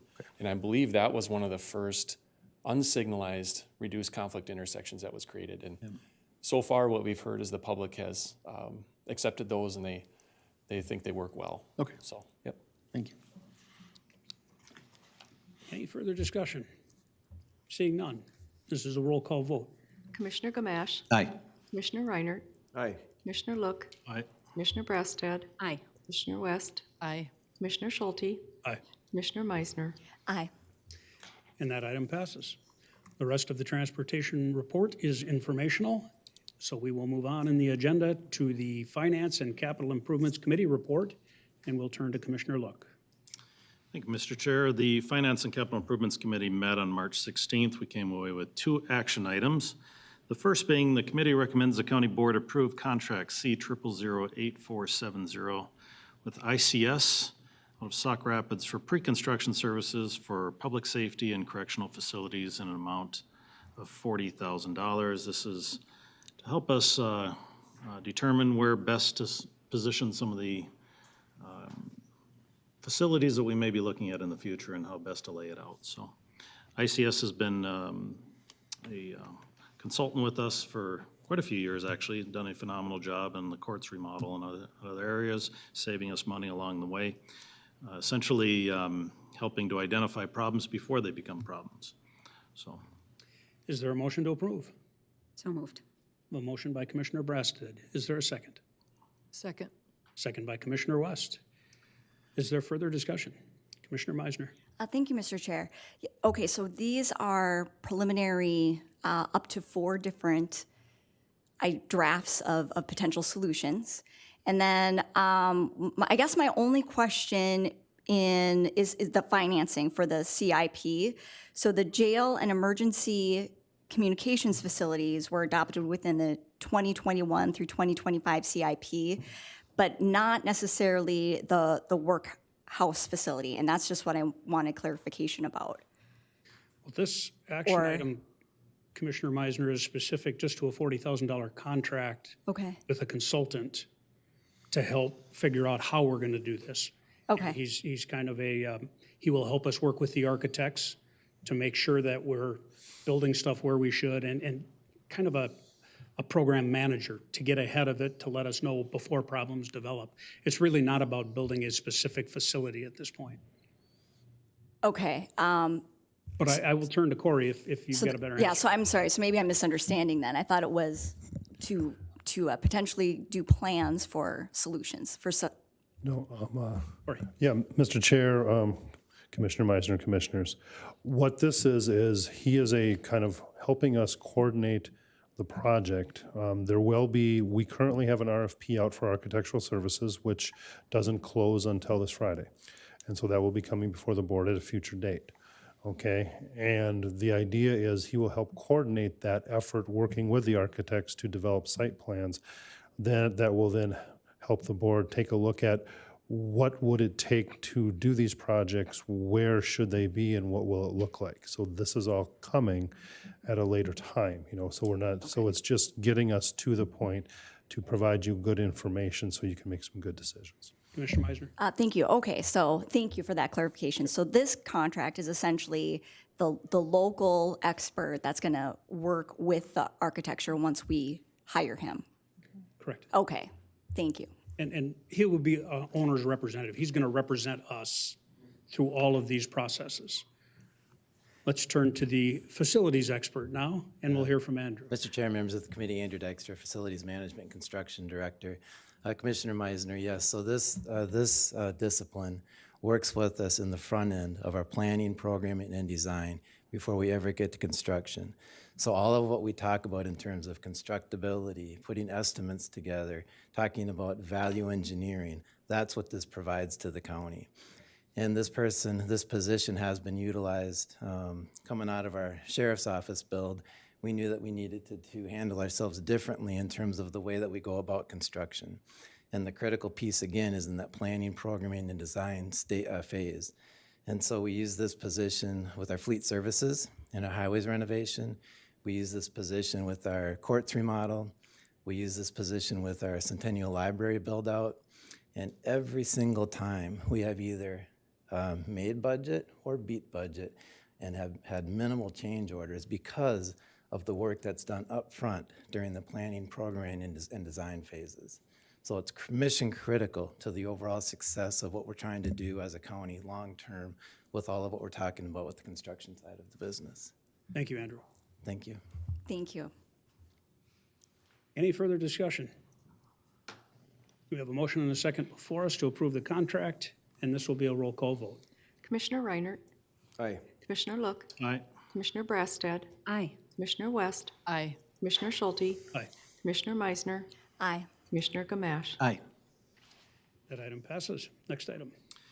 Thank you, Mr. Chair. The second item is the committee recommends the county board approve contract C0008466 with Minnesota Roadways out of Shakopee for the completion of the 2021 chip seal pavement project in an amount not to exceed $152,385.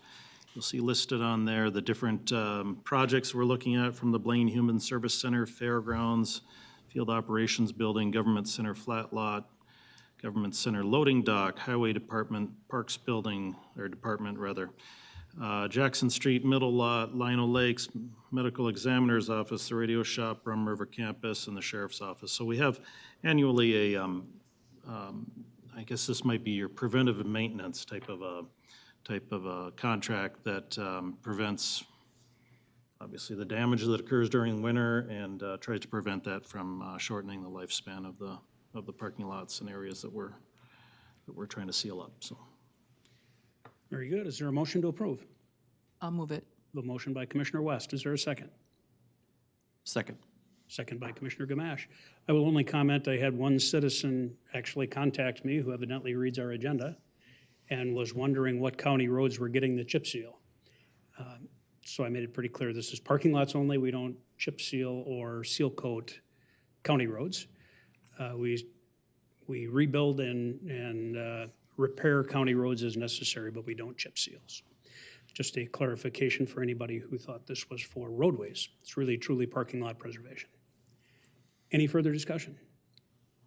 Seeing none, this is a roll call vote. Commissioner Look, aye. Commissioner Brassad, Aye. Commissioner West, Aye. Commissioner Schulte, Aye. Commissioner Meisner, Aye. Commissioner Gamache, Aye. Commissioner Reinert. Aye. That item passes.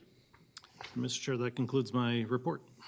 Thank you, Commissioner Look. And that brings us to the Human Services Committee report. We'll turn to Commissioner Reinert. Yes, thank you, Mr. Chair. Human Services Committee met on March 9th, and we have a couple of action items for your consideration today. We'll start with the consent agenda. If there's any questions there, we'll hear those. Otherwise, we'll entertain a motion for approval. So moved. There's a motion by Commissioner, was that West? Oh, Breasted. And is there a second? Second. Second by Commissioner Meisner. Is there further discussion? Seeing none, all those in favor signify by saying aye. Aye. Aye. Anyone opposed? I abstain. And we have one abstention from Commissioner West. But I have one question, Commissioner Reinert, before you move on. Did you meet on March 16th or March 9th? March 9th, I believe. Okay, my documents say the 16th. I'm Well- unsure, I just want it to be fairly clear in the record which meeting we're approving. Well, I think Committee actions. I'll accept that correction. It was the 16th. Apologize. No problem at all. Next item. All right, next item, we'll move to job training. We do have one item under that division, and this is to request the acceptance of funds from the Anoka County Community Action Program to support transportation assistance to eligible Anoka County residents. Total award is for $165,000 over a 2-year period. Estimated contract start date will be May 1st, 2021, and go through April 30th, 2023. I guess additional information, this is a program that we've been involved with for about 20 years. Is there a motion to approve? So moved. Motion by Commissioner Meisner. Is there a second? Second. Second by Commissioner Gamache. Is there further discussion? Mr. Chairman, I abstain from this again. Thank you, Commissioner West. Seeing no further discussion, this is a roll call vote. Commissioner Brassad, Aye. Commissioner West, Abstain. Commissioner Schulte, Aye. Commissioner Meisner, Aye. Commissioner Gamache, Aye. Commissioner Reinert, Aye. Commissioner Look. Aye. That item passes. Your next item, please. Next item under Public Health and Environmental Services is kind of an easy one. This is for new appointments to the Emergency Medical Services Council.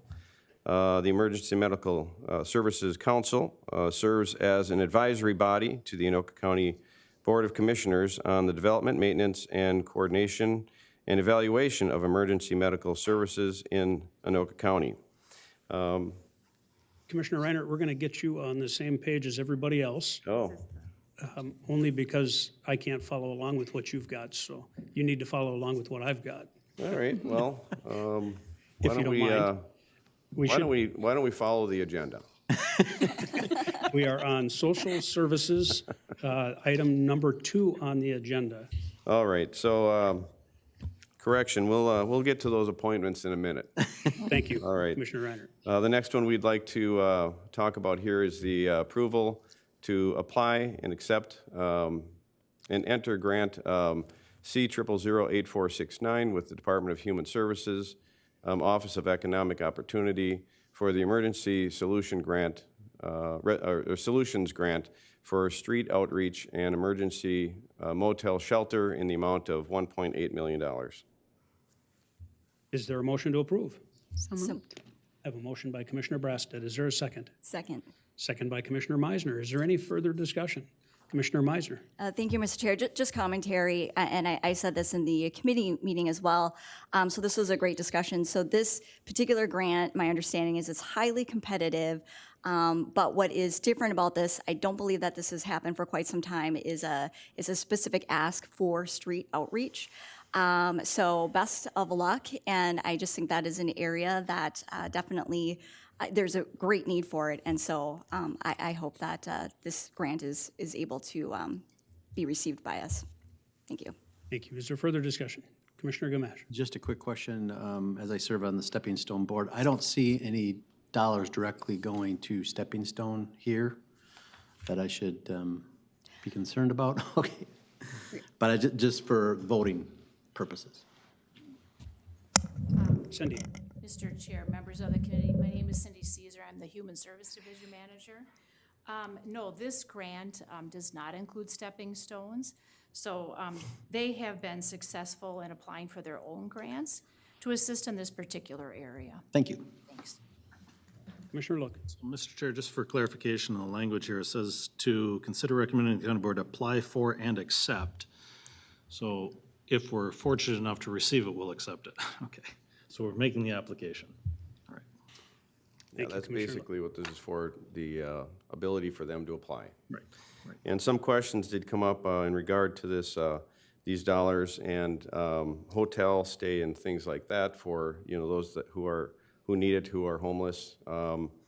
And as far as, addictions and things like that, and when these dollars are spent to house people, a lot of times with different programs that are available, they're not allowed to continue to use if they're going to use the dollar for housing, and that's also follows through with this program. Is there further discussion? Seeing none, this is a roll call vote. Commissioner West, Aye. Commissioner Schulte, Aye. Commissioner Meisner, Aye. Commissioner Gamache, Aye. Commissioner Reinert, Aye. Commissioner Look, Aye. Commissioner Brasted. Aye. And that item passes. On to your next item. Next item is kind of an accompanying action for the one we just voted on, and this is for support staff and such that will be needed to implement. And this is to approve to apply for up to $705,000 and accept the grant renewal of the Minnesota Department of Human Services Community Living Infrastructure Grant. And this is action number C008468. Is there a motion to approve? So moved. A motion by Commissioner Gamache. Is there a second? Second. Second by Commissioner Meisner. Is there further discussion? Seeing no further discussion, this is a roll call vote. Commissioner Schulte, Aye. Commissioner Meisner, Aye. Commissioner Gamache, Aye. Commissioner Reinert, Aye. Commissioner Look, Aye. Commissioner Brasted, Aye. Commissioner West. Aye. And that item passes. Your next item, please. Next item is either behavioral health, and this is board authorization for a written statement of support for new substance use disorder treatment program, license 245G, sobriety, a new location in Ramsey, Minnesota. Very good. Is there a motion to approve? So moved. A motion by Commissioner Meisner. Is there a second? Second. Second by Commissioner West. Further discussion? Commissioner Meisner. Thank you, Mr. Chair. Just commentary. I believe that this is like the first outpatient substance use disorder treatment program in the Ramsey area. So I was really pleased to see that and that there's going to be access and a resource in that part of the county. Thank you. Thank you. Seeing no further discussion, all those in favor, please signify by saying aye. Aye. Aye. Aye. Anyone opposed? And that passes unanimously. Your next item. Okay, now I think we can get to the appointments. We should do the resolution first. Resolution Your economic assistance 2021 HS5, correct? Correct. Is there an offer of the resolution? I'll offer the resolution. The resolution's been offered by Commissioner Brasted and is before us. Is there any further comments? Seeing none, this is a roll call vote. Commissioner Meisner, Aye. Commissioner Gamache, Aye. Commissioner Reinert, Aye. Commissioner Look, Aye. Commissioner Brasted, Aye. Commissioner West, Aye. Commissioner Schulte. Aye. And that item passes. And your appointments coming up here are for informational purposes at this juncture, so we won't be voting on those, but you can certainly make mention of them if you'd like. Yes, this is approval of committee appointments. As I said before, the Emergency Medical Services Council serves as an advisory body to the Anoka County Board to commissioners on the development, maintenance, and coordination and evaluation of emergency medical services in Anoka County. And we will be replacing Fire Chief Michael Spencer with Madison Zickman, Fire Chief of City of Fridley, and Gary Alperts with Shane Sheets, Director of Midwest Medical Examiner's Office. And the rest of my report is informational, Mr. Chair. Thank you, Commissioner Reinert. We will now move on to the Information Technology Committee report, and we'll turn to Commissioner Gamache. Thank you, Mr. Chair.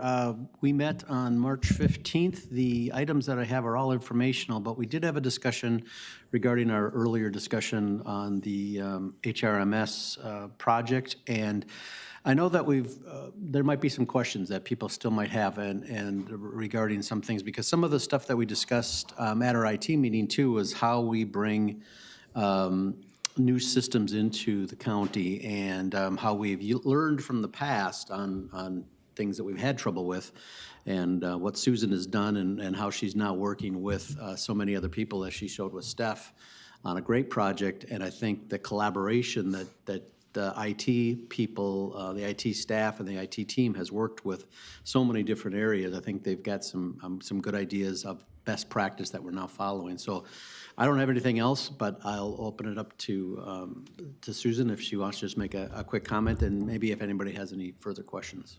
Certainly. So, Mr. Chair, members of the County Board, good morning. I'm Susan Vreeland, the Director of Information Technology.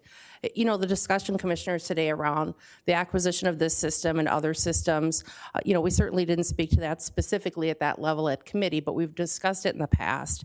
And I think the timing is appropriate for it because there's a couple of things that have evolved over the now 10 years that I've been in this role that it's probably helpful for the board to hear. First, the partnership with Steph and others today as it relates to HRMS, a lot of work, really good work, at a time when we're very busy, but it's very important that we put that time into an effort like this on the front end, and I'll explain why.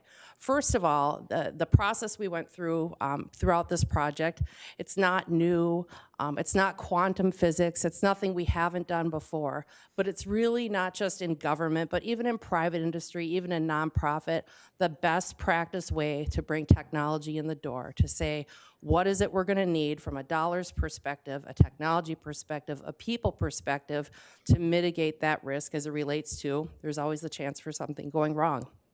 Excuse me. We have had in the past instances where we've had a technology initiative, a system, something that we bring in that's IT related, or it's in a department that's technology related, that hasn't always been successful. Any organization, whether it's one of my partners in the metro area, outstate, in Maryland, they're all likely going to have one incident or more of something not failing because a vendor didn't perform. The work we did today mitigates that risk, but the chances are at one point in an IT director's career, that's going to happen. Something we are trying to do, not trying to do, I think doing very successfully here at the county, and we've struggled with it in the past, is making sure that the best practice you've heard about today happens with every single technology implementation that takes place. And organizationally, we've sometimes struggled with that. We try to find the balance in IT between what are our department's needs, what are the technology security things that kind of IT only cares about. I think every department cares, but sometimes we read that language differently than a customer. And what are the things on the back end that don't seem as interesting to a department as far as usability, or the screens are cool, or I can run all these reports that IT does kind of off to the side. And then we educate our customers as far as this is why this is important. I think sometimes when you're a department and you're busy and you see technology as a win to plug a hole, or because staffing or any other issue you need and you want to automate something, it's easy sometimes to say, I've got the funding, this looks really good, the vendor promises they're going to get that one thing done, and then it doesn't happen. And then we find ourselves in a position where we're working with the department to say, you know, we kind of told you so, and this is why we go through this process. But we're not in the I told you so game. We're in the how can we make your work better so that you can serve the citizens of the county. And so one of the things we did when we kind of took a reset looking at some of the financial system challenges, some of the other implementation challenges we've had, is we can't just really kind of suggest anymore that we follow the practice you heard about today. It's going to be an expectation. And we're going to walk you through how to do it, and how to do it in a way that is a win for everybody, but it has to be a standard. And I think through Rhonda's leadership and others, we've really made sure that it's an education process, so it doesn't feel like a have to. For the most part, departments go, there's a reason. I understand why I need to do it this way. It's not for more work, it's to make me successful so that we have more wins versus the one-off. So I don't know if that answers your question, but I hope it provides some background. No, thank you, Susan. It does throw it out there as to what we're doing and how we're trying to make sure that we're planning for these really well so that we don't have any issues. And as Susan mentioned, issues come up, and you can have, Tyler is moving along and they're getting there, but it was some hard times that the property tax had. So, but on the IT side, they're really working hard to make sure that they're dealing with all the people.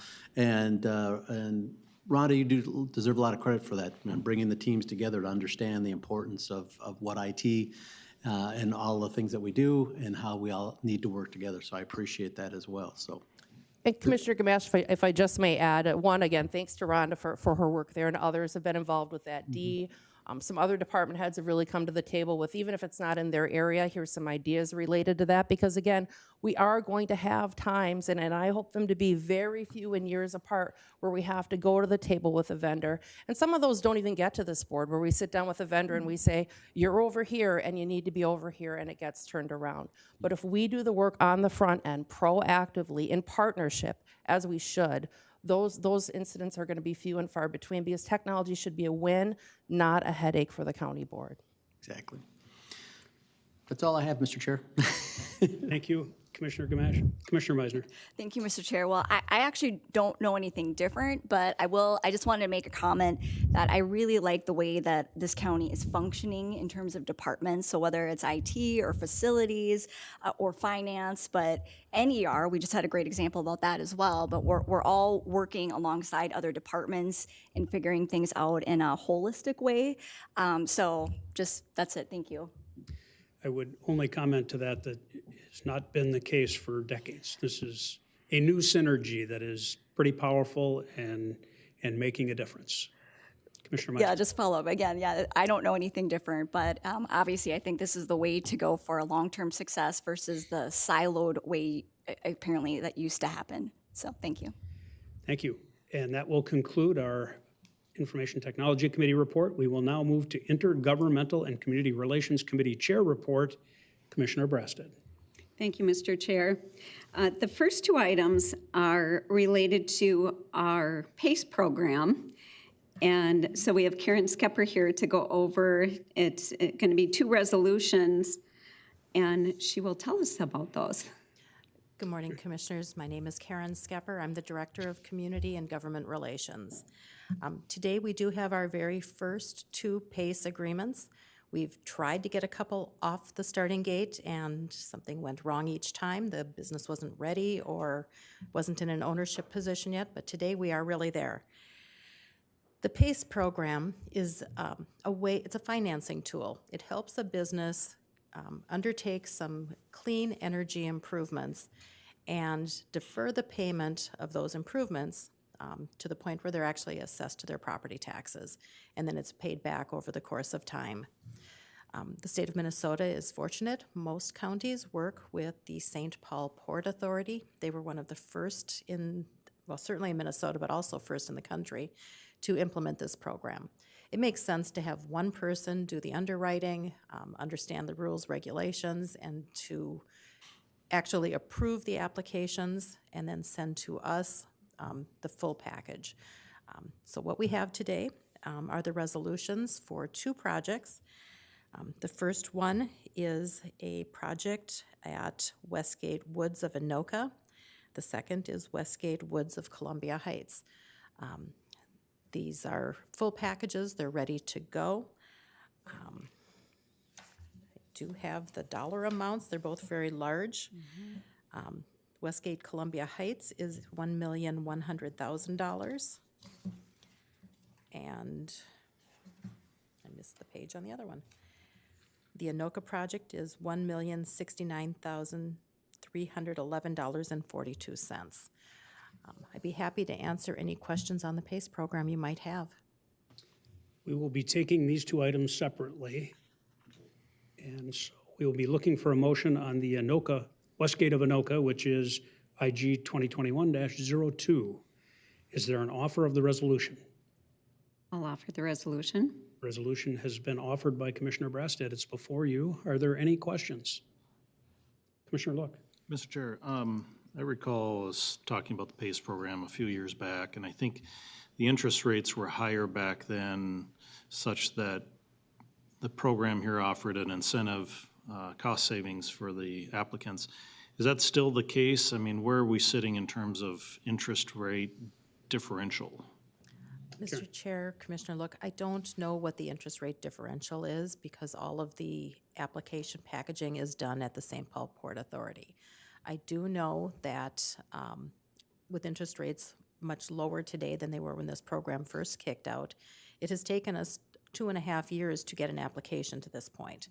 I would assume that part of that is because of low interest rates. Part of it may also be because this program is not widely known to the business community. But it's a great way to undertake a large project and be able to defer your payment and pay it off through your property taxes. Commissioner Look. And Mr. Chair, just as a follow-up to that then, in terms of the staff time that we have involved in these applications, whether they come to fruition or not, do we get reimbursed for that cost, or is that something we shoulder? Mr. Chair, Trustee Look, or Commissioner Look, we shoulder that. Our staff time is less than an hour. I do a property search to make sure the ownership is indeed in the name of the proper company. I work with property tax to make sure that there's not anything unusual about, other assessments already on there. And then we place it on the agenda. So it's a very minimal amount of time that we're donating to help bring these tools to our county. Any further discussion? Commissioner Meisner. Thank you, Mr. Chair. Yeah, just commentary. I mean, you mentioned that this is the first two now that we're getting to come to this point. And when we first heard about it, I just thought it was a great, tool to have in the toolbox for our businesses. It's not, it's voluntary. It's just something else that can be on the menu for businesses. So it's pretty exciting. And I don't know if you can answer this question, but both of them, to your point, they're, over $1 million. Is that going to be, I guess I was just surprised by that amount when I read this. I thought it would be less than that, and I don't know why. Mr. Chair, Commissioner, we were told up front to expect very large loans be made. In the $1 million range is not uncommon. We were told that most of them will be between 1 and 2 million, and that we might see maybe 2 loans per year. Okay. Thank you. Any further discussion? Seeing none, this is a roll call vote. Commissioner Gamache. Aye. Commissioner Reinert. Aye. Commissioner Look. Aye. Commissioner Brastad. Aye. Commissioner West. Aye. Commissioner Schulte. Aye. Commissioner Meisner. Aye. That item passes. I would recommend the County Board adopt Resolution IG 2021-03, which is resolution adopting a special assessment under the Property Assessed Clean Energy PACE program. This special assessment is for Westgate of Columbia Heights LLC, and I'll offer that resolution. The resolution has been offered. Is there any further discussion? Seeing none, this is a roll call vote. Commissioner Reinert. Aye. Commissioner Look. Aye. Commissioner Brastad. Aye. Commissioner West. Aye. Commissioner Schulte. Aye. Commissioner Meisner. Aye. Commissioner Gamache. Aye. And that item passes.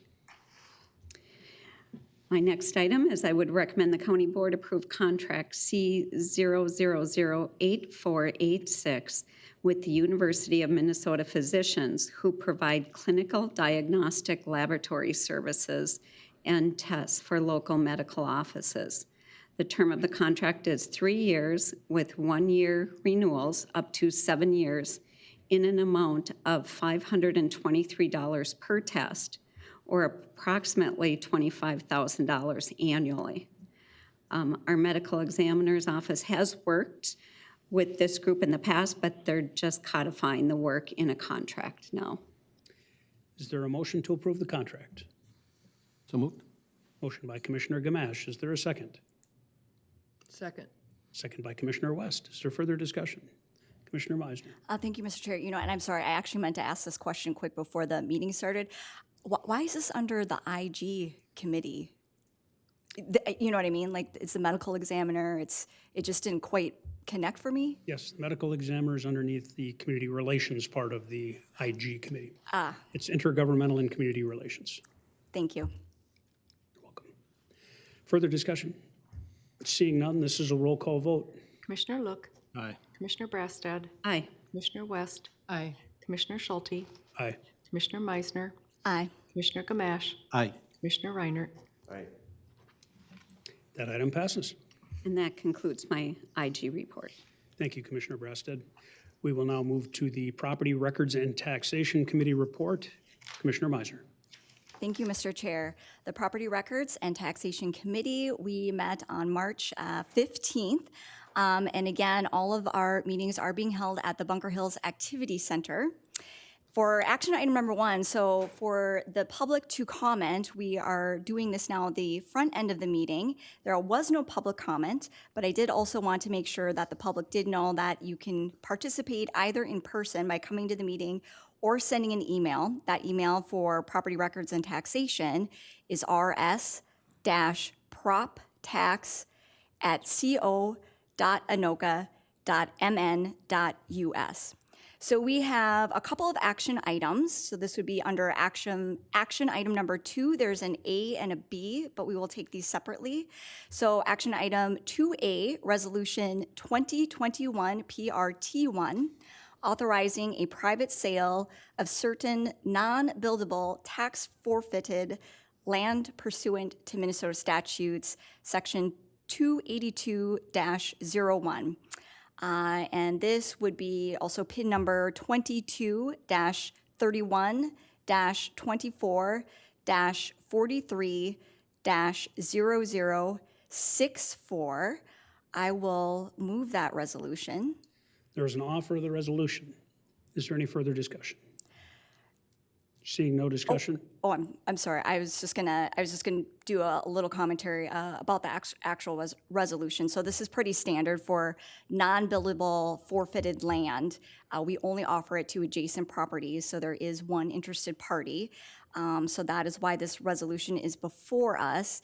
And then just to make note that the actual bid opening of this private tax forfeited land sale is not scheduled to be until April 26th in the PRT conference room. And yeah, just to kind of flesh that out. Thank you. Seeing no further comments, this is a roll call vote. Commissioner Brassad, Aye. Commissioner West, Aye. Commissioner Schulte, Aye. Commissioner Meisner, Aye. Commissioner Gamache, Aye. Commissioner Reinert, Aye. Commissioner Look. Aye.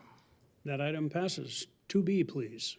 And 2B is related to the prior one, to Resolution A. So Resolution 2B, 2021 PRT2, authorization of charging of costs of tax forfeited land sale to proceeds from said sale, and authorization of 20% of the proceeds from the 2021 private land sale to Park Fund. And again, this is also standard where we will allocate 20% of these private sales to the park fund. Sometimes that's a little bit, and sometimes that can add up to be quite a lot. So that is what this particular resolution is for. And I will move that one as well. The resolution has been offered and is before us. Is there further discussion? Seeing none, this is a roll call vote. Commissioner West, Aye. Commissioner Schulte, Aye. Commissioner Meisner, Aye. Commissioner Gamache, Aye. Commissioner Reinert, Aye. Commissioner Look, Aye. Commissioner Brassad. Aye. That item passes. Your next item, please. The third item is County Board to approve the following Anoka County contracts. There is an A and a B in this one as well. And actually, so I'm noticing on the agenda, there's different contract numbers, but I thought in the actual resolution it was under one. Should I take them separately, Mr. Chair? We should vote on this contract separately. Separately, okay, thank you. Let's see. Okay, so for A, 3A contract, C008487, the joint powers agreement between Anoka County and Independent School District 14 for election services for the base cost of $2,000 per precinct in addition to approved expenses relating to the conduct of the election. And both of these, both A and B, again, are pretty standard. This is where the county comes in for school board odd year elections. Is there a motion to approve? So moved. Motion by Commissioner Gamache. Is there a second? Second. Second by Commissioner West. As a point of clarification for the minutes, there's actually 3 zeros in that contract number, not 2. So we'll make sure that gets corrected in the minutes. Thank you. Absolutely. Any further discussion? Seeing none, this is a roll call vote. Commissioner Schulte, Aye. Commissioner Meisner, Aye. Commissioner Gamache, Aye. Commissioner Reinert, Aye. Commissioner Look, Aye. Commissioner Brastad, Aye. Commissioner West. Aye. And that item passes. On to 3B. Yes, 3B is contract C 0008488 for joint powers agreement between Anoka County and Independent School District 16, so this is Spring Lake Park, for, again, election services for the base cost of $4,000 per precinct, in addition to approved expenses related to the conduct of the election. Is there a motion to approve? So moved. A motion by Commissioner West. Is there a second? Second. Second by Commissioner Brasted. Is there further discussion? Seeing none, this is a roll call vote. Commissioner Meisner, Aye. Commissioner Gamache, Aye. Commissioner Reinert, Aye. Commissioner Look, Aye. Commissioner Brastad, Aye. Commissioner West, Aye. Commissioner Schulte. Aye. And that item passes. The rest are informational, but I always like to share a little bit. In elections, the elections department has officially moved. So they are on the ground floor and now connected with the PRT department. We had a PRT Tyler update, and we kind of talked about the challenges sometimes that arise from that, but it sounds like we are still plugging through that. And then we also discussed current property assessment and taxation cycle and the business calendar. And then two, I guess I'll just make a note that property taxes for our May 15th statements will be coming out if this week, next week. I know that, and this kind of relates to the PRT update as well. So typically, Anoka County gets our statements out in the beginning to mid of the month before the due date. Because we've had such challenges with this internal system, it is a little bit later than usual. But the good news is this should be the last cycle when all the bugs are going to be worked out. And then going forward, we'll be back to our regular schedule, which is, like I said, typically between the beginning and the mid parts of the month, but we're definitely a little bit earlier with putting out the statements for property taxes. And that concludes my report. Thank you. I'm so sorry. The next meeting will be on Monday, April 19th at 1 o'clock at Bunker Hills Activity Center. Thank you, Commissioner Meiser. And while we're on your report, I will remind the public that your property tax records and statements are now available online. So you don't have to wait for it to come in the mail. You can go online and access your property taxes. You can even pay them online. So if you are a tiny bit frustrated that you don't have your taxes in your hands yet, you need not be. Go ahead and jump online, and we have them available. And now we will move to the Public Safety Committee report, and we'll turn back to Commissioner Brasted. Thank you, Mr. Chair. The Public Safety Committee met on Tuesday, March 16th, and we have one action item for the board, and that is the committee recommends approving contract C 0008481, the high-intensity drug trafficking areas program grant agreement with the Executive Office of the President Office of National Drug Control Policy in the amount of $150,713 and a term of January 1st, 2021 to December 31st, 2022. And we had Lieutenant Erickson there to tell us about how the Sheriff's Office uses this grant funds and the success they've had with it. So they want to continue to participate, and this allows for their efforts to combat drug trafficking. So I would move that. There's a motion before us. Is there a second? Second. Second by Commissioner Reinert. Is there further discussion? Seeing none, this is a roll call vote. Commissioner Gamache, Aye. Commissioner Reinert, Aye. Commissioner Look, Aye. Commissioner Brastad, Aye. Commissioner West, Aye. Commissioner Schulte, Aye. Commissioner Meisner. Aye. And that item passes. And that concludes my report. Thank you, Commissioner Breasted. Now back to our regular agenda, and item 9, we'll consider approving a contract, which is an employment agreement with Samantha Markman for services as our Economic Development Director, effective April 5th, 2021. Is there a motion to approve? So moved. I have a motion by Commissioner Breasted. Is there a second? Second. Second by Commissioner West. Is there further discussion? Commissioner Breasted. Thank you, Mr. Chair. Like you, I sat on one of the interview panels, and our panel was so impressed with Samantha and really felt that she had the background of the economic development manager, but she also brings a very fun energy. You know, we had Jaquel, and she was able to bring all 21 communities together to agree on something, which we don't see that very often. And personally, I just felt that Samantha is going to bring similar, but different probably, but really good energies, and is excited to be able to work with Anoka County. She lives just a little bit north of Anoka County, but has some ties to our county and seemed to know the county quite well.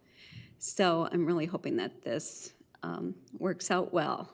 I think she's going to be a great addition. Thank you, Commissioner Breasted. I concur. I felt the same energy. I look forward to having her as part of the Anoka County family, and look forward to her strong work within our municipalities and township to keep us bonded strong together in the economic development world. Any further discussion? Seeing none, this is a roll call vote. Commissioner Reinert.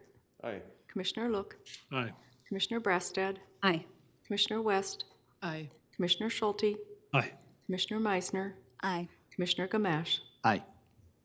And that item passes. Welcome aboard, Samantha. I'm sure you're watching or will be watching a recording if nothing else. So welcome aboard. We look forward to working with you.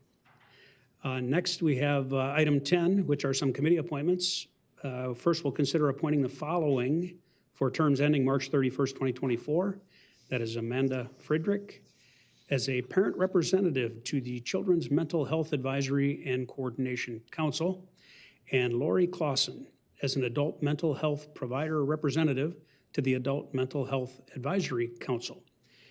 Is there a motion to appoint those two, item 10A, 1 and 2? So moved. Motion by Commissioner Brassad. Is there a second? Second. Second by Commissioner Meisner. Is there further discussion? Seeing none, all those in favor, please signify by saying aye. Aye. Aye. Anyone opposed?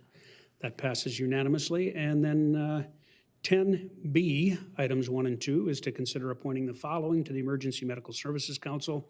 They are Fridley Fire Chief Madison Zickman, representing Fire Service for a term expiring December 31st of 2022, and Medical Examiner's Office Director Shane Sheets, replacing Gary Alberts as an ex officio member for an indefinite term. Is there a motion to approve? So moved.